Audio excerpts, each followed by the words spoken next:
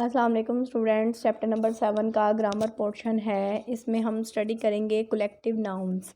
When a noun stands for a group of things, ठीक है। जब एक नाउन मतलब काफ़ी सारी चीज़ों के लिए आ रहा हो तो उसे कहते हैं ग्रुप ऑफ थिंग्स। इसको कहते हैं कलेक्टिव नाउन, जैसे कि team, army, fleet, herd, cattle, bunch, crowd.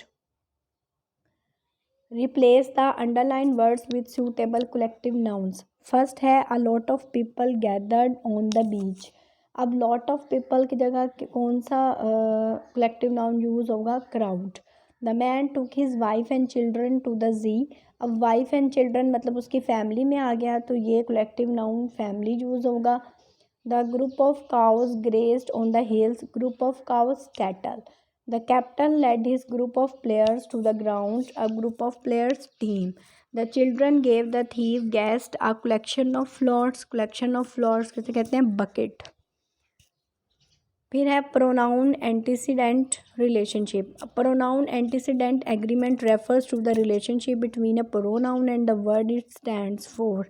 मतलब कि जो प्रोनाउन है ना जो यूज़ हो रहा है वो उसका जो एंटीसीडेंट हो वो मतलब उससे एग्री करता हो, जैसे कि जेंडर में भी, पर्सन में भी, नंबर में भी।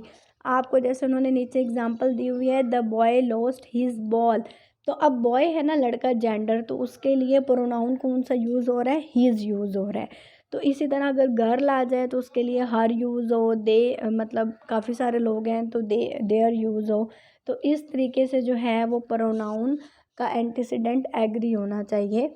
जैसे कि in the above sentence the noun boy is the antecedent of pronoun his, कि जो बॉय वर्ड है ना वो हीज़ का क्या है? एंटीसीडेंट है।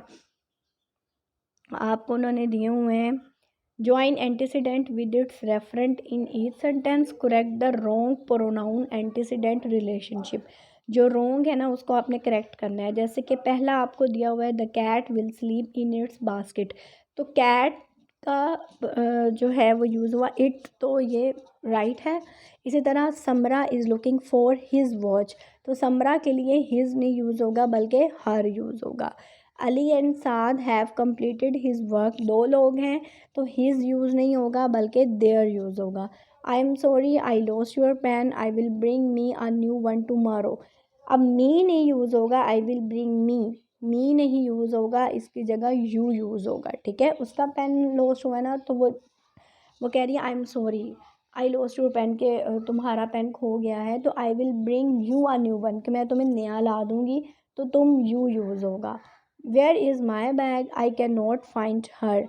वेयर इज़ माई बैग, अब बैग की जगह जो है वो हार नहीं आगे यूज़ होगा बल्कि it, I can not find it. Next है future tense. We often use the simple future tense to make a prediction about the future, ठीक है। फ्यूचर को शो करने के लिए मतलब होगा, होगी, ये इन चीज़ों को इसके लिए फ्यूचर टेंस यूज़ होता है। जैसे कि एग्जांपल दी हुई है, आई विल प्ले बैडमिंटन, मैं बैडमिंटन खेलूँगा। I will participate in race, मैं रेस में हिस्सा लूँगा। I will take part in volleyball match, मैं वॉलीबॉल में हिस्सा लूँगा। तो ये लूँगा मतलब फ्यूचर की बात हो रही है, तो ये एग्जांपल्स हैं फ्यूचर टेंस की। जैसे कि आप लोगों को उन्होंने दिया हुआ है, now fill in the list given below using will to describe the wishes and the dreams. मतलब विल, विशेज़ और ड्रीम्स को उन्होंने डिस्क्राइब करने के लिए यूज़ किया हुआ है। जैसे Ali will be a pilot, ठीक है, पायलट एक दिन पायलट होगा। तो इसी तरह हम हामिद का लिख लें, will be a policeman. Sana will be a doctor. Saqib will be an accountant. Numan will be a painter. Fawad will be a lawyer.